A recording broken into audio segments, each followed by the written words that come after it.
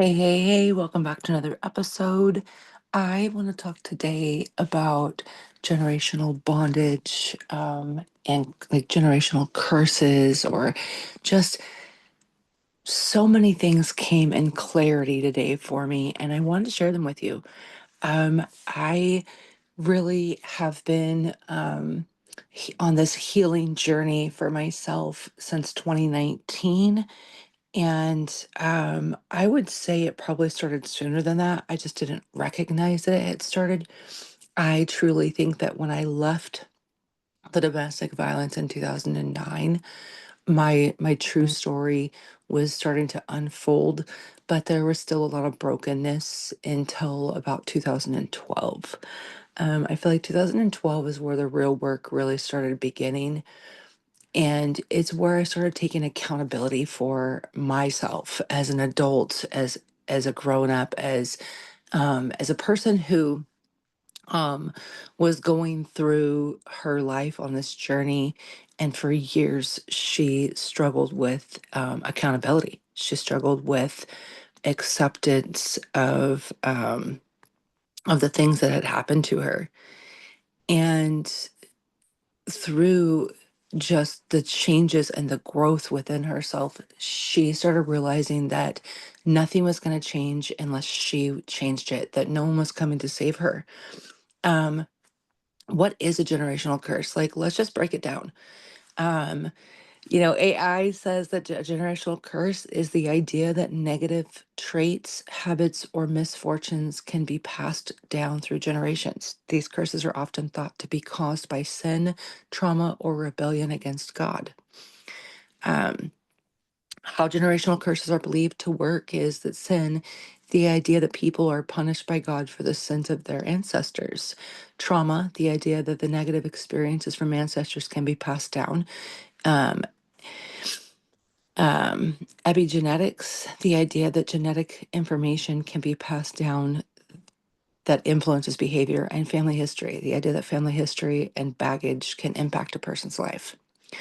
Um, so, an example of generational curses for my family personally is abuse and alcoholism.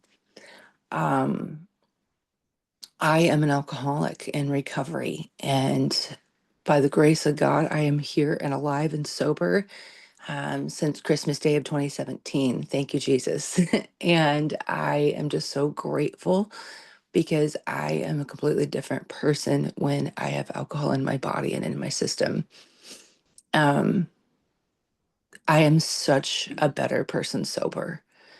And I'm a better mom. I'm a better aunt. I'm a better sister. I'm a better daughter. I'm a better partner. I'm a better friend. Like, I am just a better person sober. And learning that about myself, it took a lot of work. It took a lot of me fighting against it. It took a lot of, I really self sabotaged myself tremendously. Um, I wasn't nice to myself about it. And something that I had to learn was to love myself, all of myself unconditionally, flaws and all, every single scar, every single stretch mark, every single mistake, like every single thing that ever happened in my life. I had to just love myself unconditionally and accept that I could not change the past. I think the hardest part for me was that I really, really wanted to rewrite my story. And I felt like it was, everybody told me my story was too messy and too big. Anybody who I had been surrounded with, it hurt them so deeply that they didn't like that I talked about it. And I don't know about you, but when we share our experiences and we grow from it, it's part of the healing process. It's when we say something out loud, especially if we've held it in for years because of our abusers and because of just the fear of what other people would think. Like, we really do have those fears as survivors. And everybody around me had just told me that my story was too messy and too big, and that I needed to shut off my feelings, and that I needed to like leave out really detailed like parts that made this story mine. And that hurt. I mean, it really did deep down wound me, and I didn't realize how much it had wounded me. But I would get mocked and made fun of by people because I was sharing my truth, and they just didn't like it. And I think some of them were still caught up in their own situations, and those situations made it difficult for them to hear my story because then they had to own their own stories.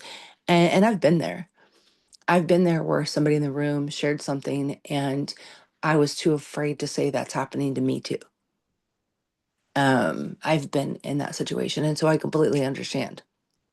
And it's hard to overcome the trauma.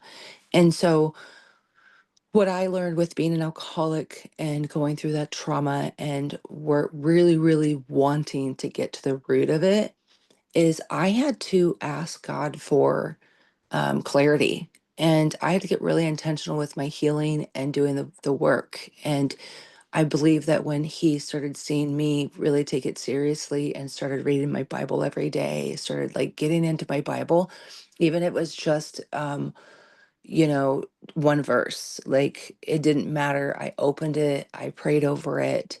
I prayed over myself and my family and my mental health and my clarity and my healing. And I really just trusted him and had that faith in knowing that I would not suffer with 37 plus panic attacks a day anymore, that he would take that from me. I really just prayed over the fact that I knew that I could be the chain breaker. I really felt like I was called to break the generational curses in our family. And I didn't know that these things had gone on for generations. So my mom's dad was an alcoholic.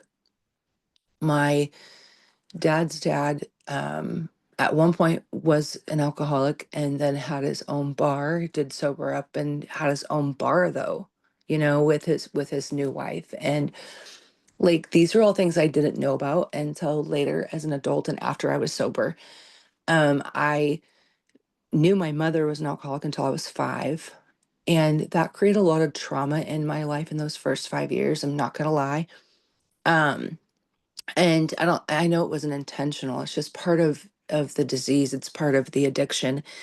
And I too am an alcoholic. And um most of my siblings, if not all of them, are either alcoholics or addicts, or I mean in recovery, some not.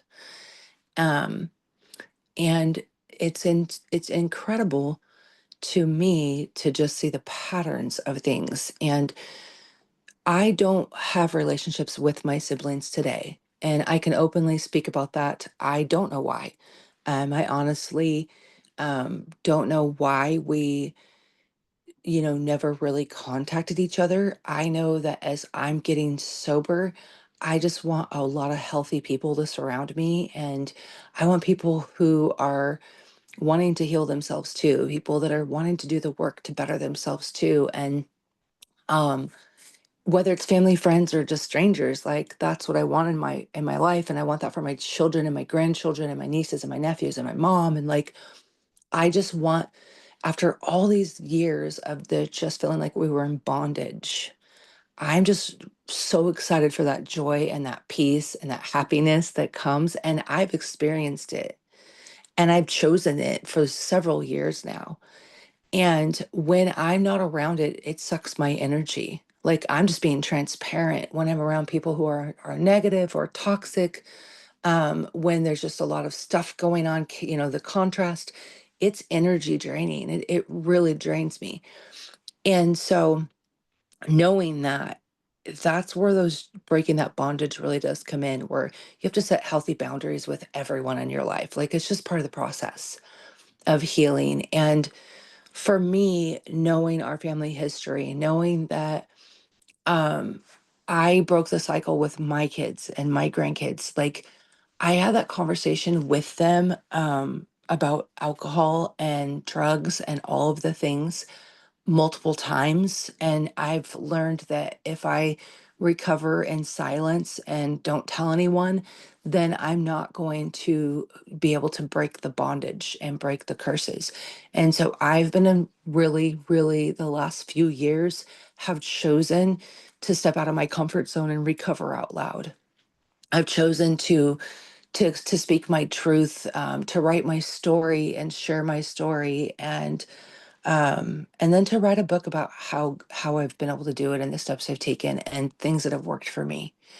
And there's just so much truth to those books, and knowing that that just there's healing on the other side of bondage, and you can break the chains. And not everyone is going to be willing to break the chain, and sometimes they're going to have to go through some really hard things themselves before they make those decisions. But something you have to remember is that you have a choice still, and you can be the light for those that are in the dark. And pardon me, I'm getting over a cold. Um, oh my goodness. Okay, so the things that really, really helped me um, to understand generational curses better, to know if my family and I had them.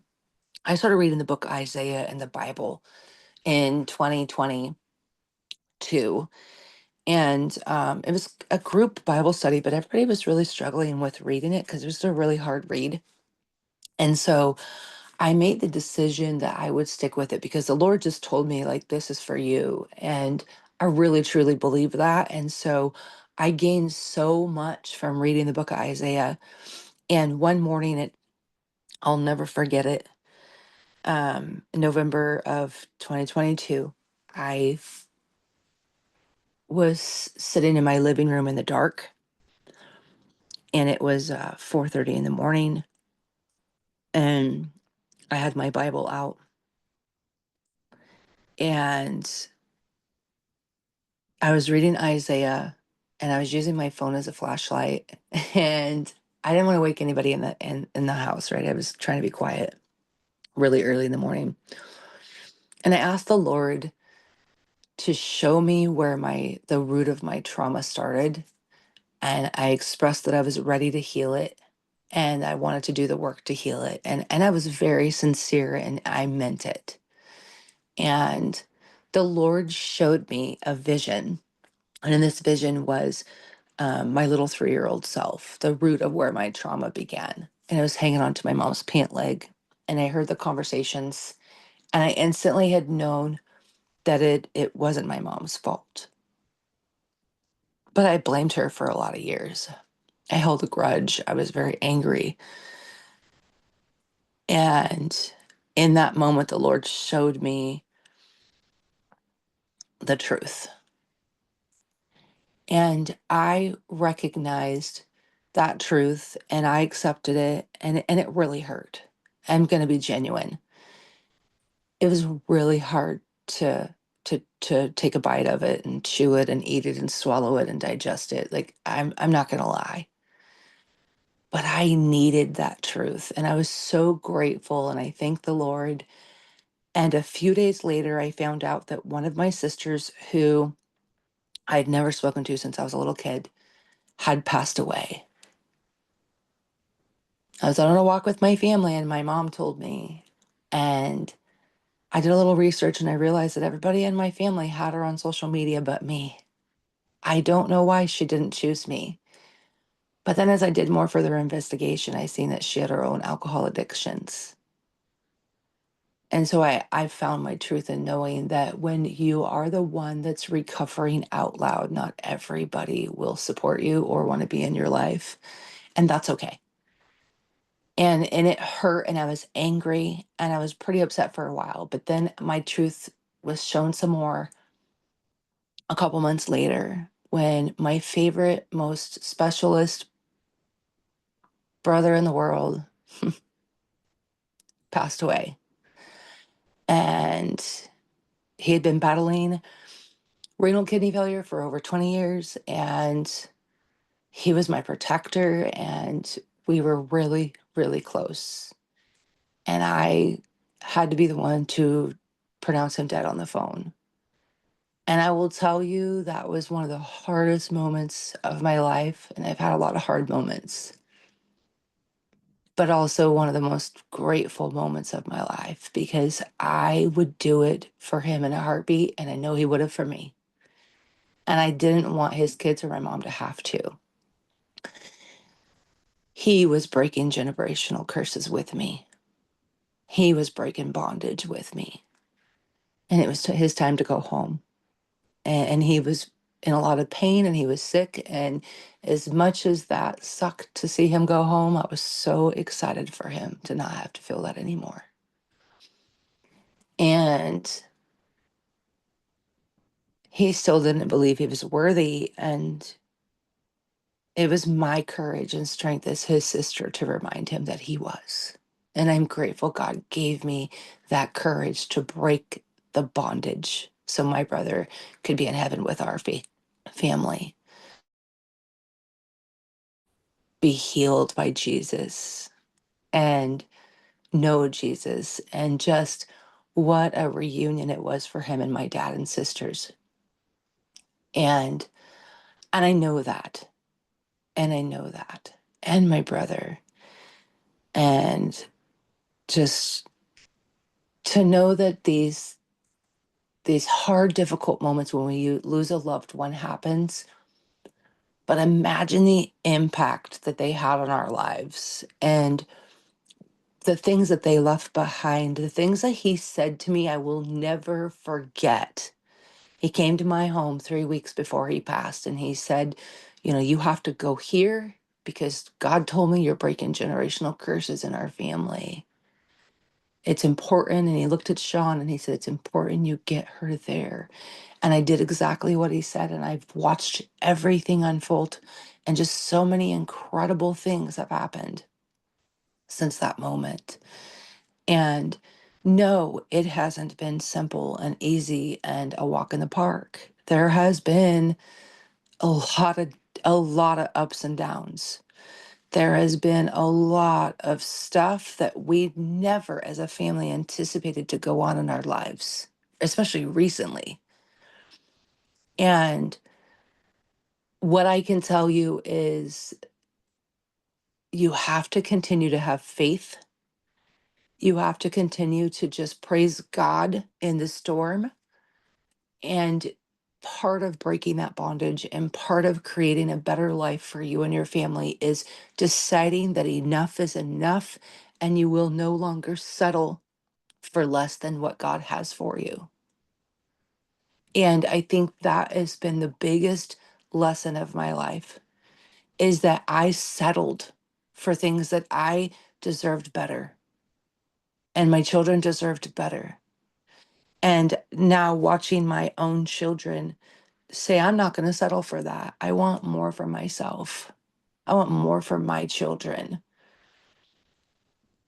I am so grateful that I have recovered out loud. I'm so grateful that I was bold and brave enough to do what God has asked me to do, and that's be truthful with what He's telling me, even if my knees are shaking, even if my voice cracks a little, even if nobody believes me or understands me. Be bold, be brave, be honest with what He has for our family, with what He has for those that are in my life, for myself. I know that we can get so caught up in what's going on in the world, especially right now. There's just so much going on globally, right? We have to understand that there is faith in knowing that everything is good and everything is for us. Sometimes chaotic things have to transpire for the truth to be exposed, for people to see people for who they are, and for God to restore it all. For God to restore it all. You have to have faith in knowing that He will take care of you. And this is really the unconditional love we can give each other right now is the most important.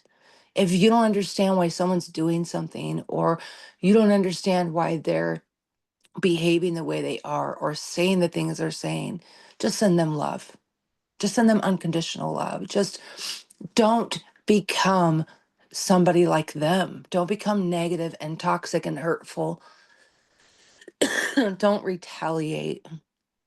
Instead, you have to love people. And there's just so much going on, right? And that contrast that's going on, it means something really incredible is going to happen.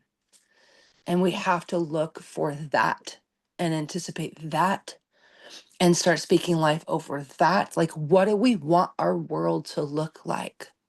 What do we want our lives to be and look like? Like, what do we not just want to dream them to be, but what do we want them to be?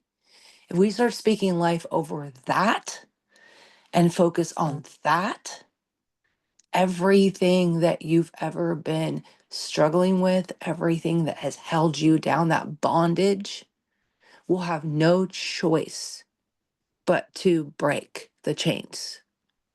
That's what will happen. I've been praying since September. I thought it was October, but I did more research and I'm thinking, wait, it was September. I started asking the Lord to bring the darkness to the light in my family. Every single day I prayed for the Lord to bring the darkness to the light. And He has. And as hard as it's been, He has done it. And He's continuing to do it to heal my family from that bondage and those generational curses. And He will continue to do it as long as I continue to have faith in knowing that our family is whole, healthy, healed, happy, right?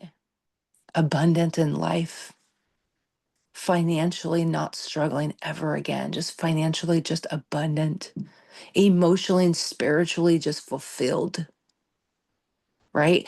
These are the things, the joy I feel, the gratitude I get to feel, the happiness I can create within myself, knowing that at the end, it's just going to be incredible. Our ultimate place to go is heaven. Our ultimate place to be is there. And we're not perfect until we're there. But I'm doing the work that I need to do so that my family doesn't have these generational curses and this generational bondage. So that when the good Lord is ready for me to go, hopefully it's years from now, He will know that I served Him. I did the things He wanted me to do. I broke those chains because I know that my family deserves a better life. I think about this scripture. Um, um, I just want to make sure I'm quoting it right.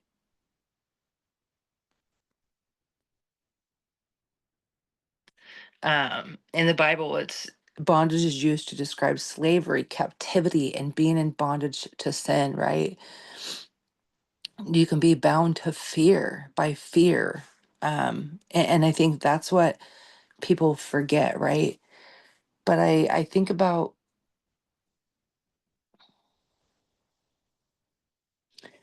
Galatians 5:1.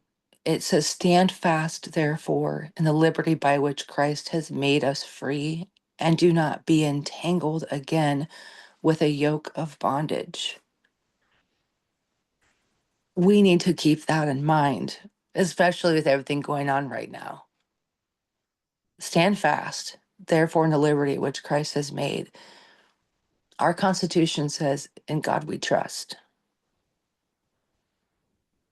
Our Bible says, stand fast, therefore, in the liberty by which Christ has made us free, right? And if you can live like that every day and you can choose that life every day, and you're gonna have moments where you slip up and you get frustrated with people, or we have emotions. We're human. That's what makes us fleshy humans, right? But it's reminding ourselves. It's that gentle reminder of, hey, maybe this person doesn't know about this part, or maybe they haven't read the Bible, or maybe no one's ever talked to them about this.